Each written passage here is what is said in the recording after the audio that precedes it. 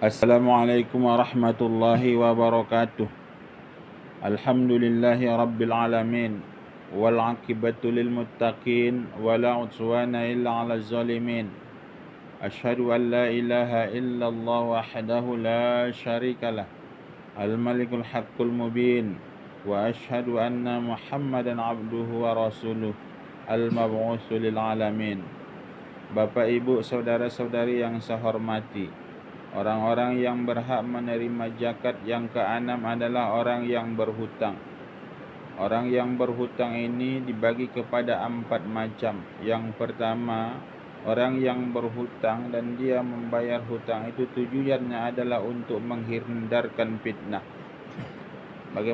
Bagaimana yang dimaksud dengan orang yang menghindarkan fitnah? Kalau seandainya dia yang berhutang ini kalau tidak dibayarkannya hutangnya, maka terjadilah perkelahian antara orang yang mengutangi dengan orang yang diberi hutang. Maka kalau dikhawatirkan terjadi perkelahian yang seperti ini, maka orang yang berhutang tadi wajib kita memberikan zakat kepadanya untuk membayar hutang. Atau perkelahian, takut dikhawatirkan terjadi perkelahian antar kelompok. Umpamanya dalam satu kelompok mereka berhutang kepada kelompok yang lain. Karena dengan utang ini akhirnya orang yang mengutangi, kelompok yang mengutangi akan mengancam yaitu orang yang diberi hutang tadi. Maka dikhawatirkan terjadi perkelahian antar kelompok ini, maka mereka ini wajiblah kita berikan yaitu zakat kepada mereka untuk membayar hutang kelompok mereka. Bapak, Ibu, saudara-saudari yang saya hormati, itu yang pertama. Dan yang kedua adalah orang yang berhak menerima zakat karena berhutang itu adalah ingin memberikan jamu-jamuan dalam rangka yaitu untuk melaksanakan pembangunan kepentingan agama dan kepentingan umum. Umpamanya dalam suatu daerah mereka itu supaya dikumpulkan seseorang untuk musyawarah pembangunan masjid umpamanya.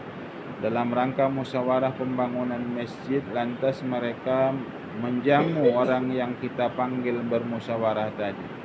Lantas panitia dengan adanya penjamuan itu mereka berhutang, maka panitia yang berhutang tadi, panitia itu boleh menerima zakat yaitu dalam rangka karena mereka berhutang.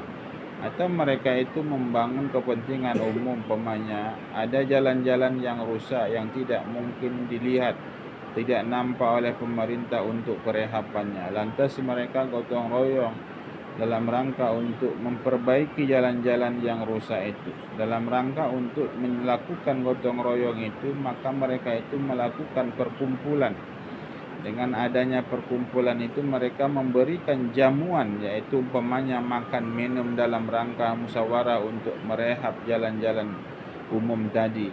Maka si panitia berhutang yaitu dari acara yaitu musyawarah tadi. Maka mereka itu berhaklah mendapatkan yaitu zakat sebab untuk membayar hutang.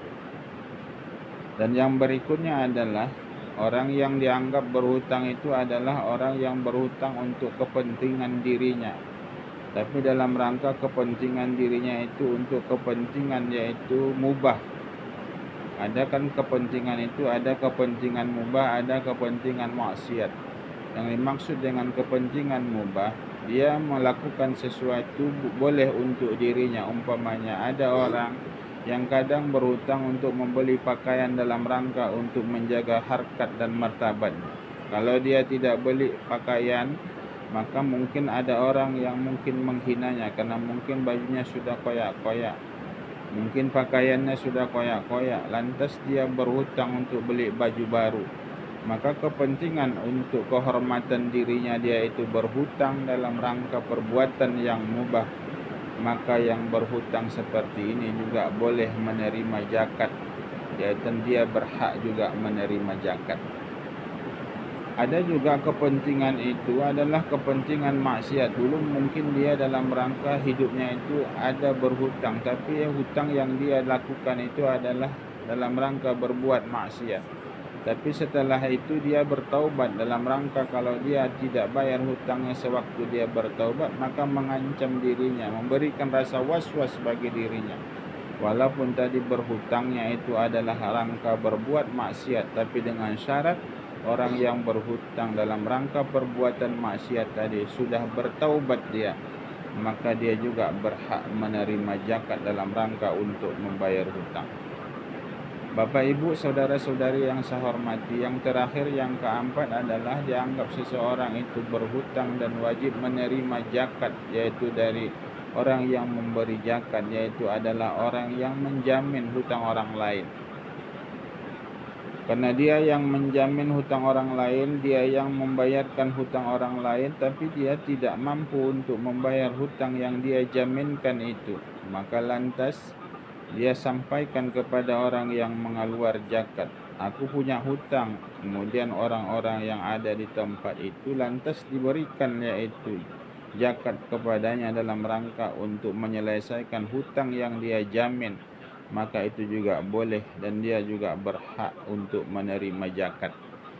Bapak Ibu saudara-saudari yang saya hormati, dan yang berikutnya adalah kalau ada orang yang berhutang kepada seseorang dan orang yang mengutangi itu adalah dia wajib mengeluarkan zakat dan sudah sampai haul dan nisabnya, lantas orang yang berhutang itu menyampaikan kepada orang yang mengutangi, kamu berikan zakat kepadaku atau hutangmu itu kau potong, yaitu sebagai zakat, maka perbuatan yang seperti itu tidak diperbolehkan, dan zakat yang dia berikan sebagai potongan hutang yang seperti itu juga tidak sah zakatnya.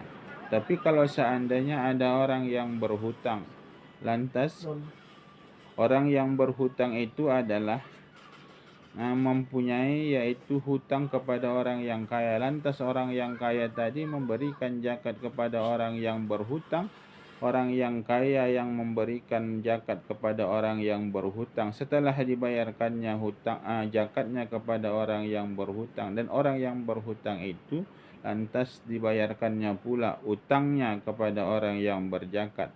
Perbuatan yang seperti ini diperbolehkan, tapi dengan syarat, yaitu jangan ada perjanjian, berikan zakatmu kepadaku supaya hutangku kubayar kepadamu.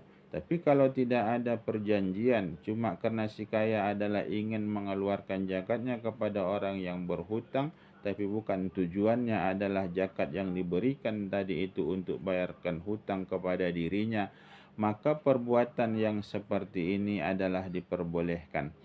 Bapak, Ibu, saudara-saudari yang saya hormati, ini saja dulu pertemuan kita kali ini. Terima kasih atas segala perhatian. Mohon maaf atas segala kekurangan. Wabillahi taufiq wal hidayah. Assalamualaikum warahmatullahi wabarakatuh.